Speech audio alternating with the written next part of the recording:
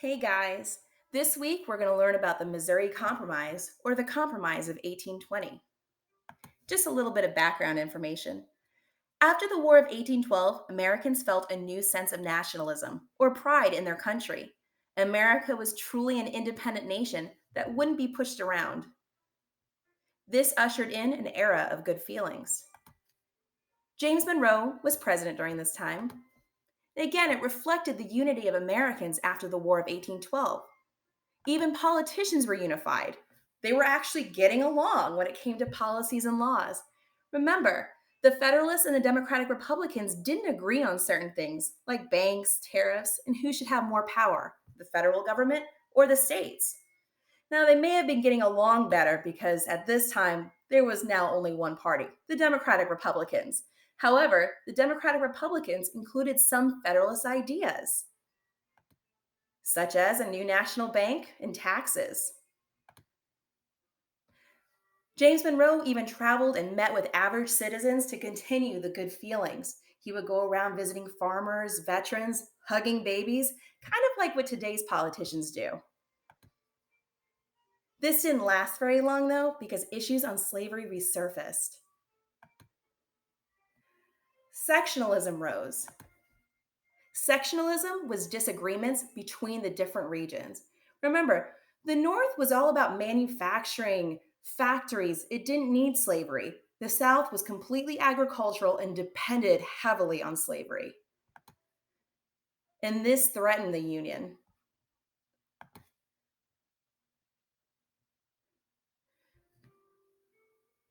Missouri wanted to join the Union as a slave state. Now, Missouri was an area in the Louisiana Territory. If it came in as a slave state, it would create an uneven balance in the Senate. Remember, how many senators per state? That's right, two. And at this time, there were 11 slave states and 11 free states. The South would have a larger representation in the Senate. What would that mean for the North and what they want or what they need?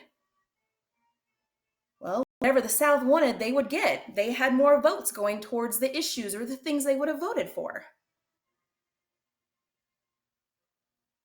So, in true US fashion, a few guys go to the table with different compromises. Nobody's really agreeing on much until Representative Henry Clay presents his Missouri Compromise. There are three parts to this compromise. First, Missouri would enter the Union as a slave state. It makes the South happy. Maine would enter the Union as a free state. That would make the North happy. Remember, back to our 13 original colonies, Maine was actually a part of the Massachusetts Bay Colony. Then it became its own territory and wanted to enter the Union as a state. And thirdly, slavery would be prohibited in any new territories or states formed north of the 3630 latitude line in the Louisiana Territory. Notice where Missouri is and where the line is. What do you see? Who would be happy or upset with the third part of this compromise? We'll take a look. First of all, this territory, free territory, is very large compared to the amount of territory that the South has. But then we got this state right here. That's Missouri. Well, that's a slave state that's above the 3630 line. Now, this was only a temporary fix. This did not solve the overall issue of slavery. Remember, there were people who wanted to completely abolish slavery everywhere. And then there were people who wanted to expand slavery. Well, what happens if a slave owner wants to move to another area and wants to bring in slaves? Is he allowed to? Well, that question was settled in the Dred Scott decision, a very famous case. Dred Scott was a slave from Missouri who traveled with an army surgeon named Dr. John Emerson to the free state of Illinois and the Wisconsin Territory. Well, John Emerson passed away, so he and his wife were left to Dr. Emerson's widow. Well, at that time, Scott decided to sue for his freedom in the Missouri courts because he stated that he had been in free territory. Well, you're maybe wondering, how can a slave afford or have money for court fees? Well, church and abolitionists helped him. What was super cool is that Dred Scott had an owner before Dr. Emerson named Peter Blow, and Peter Blow's family actually helped Dred Scott and paid for his court fees. Pretty cool.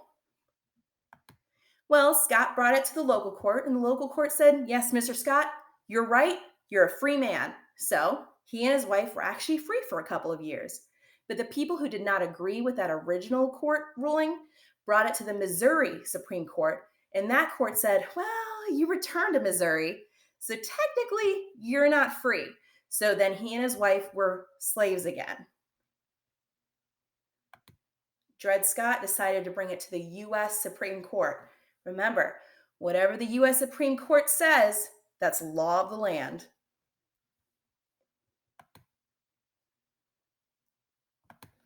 The Supreme Court ruled on 3 points. Dred Scott was African American, so he was not considered a citizen. A citizen could not, or a non citizen could not sue in a court of law. Second, Dred Scott had to follow the laws of Missouri. Missouri was a slave state, so he wasn't free. Third, the Fifth Amendment protected Dr. Emerson, his previous owner, that no one can be deprived of life, liberty, or property without due process of law. Now you're probably wondering, what does this all mean? It means Congress could not prohibit someone from taking slaves into the U.S. territory. Slaves were considered property. So, if Dr. Emerson brought his slaves into free territory, the government was not allowed to take his property from him. Dr. Emerson was protected by our U.S. Constitution. Therefore, Congress could not have the right to ban slavery in any territory. The Supreme Court ruled that the Missouri Compromise was unconstitutional. Now, to end Dred Scott's story on a happy note and a kind of a cool note. So, the widow of Dr. Emerson, her name was Irene, she ended up marrying a man, and this man found out about the famous slave Dred Scott, and he said, "Irene, I don't want anything to do with this." And he sold Dred Scott to Peter Blow's son. Well, that was the man that was helping him with all those court fees. Well, the son freed him immediately. So it was really only a few months after the Supreme Court case where Dred Scott was freed. So that's it for this week. You guys, we miss you and we hope you have an awesome week.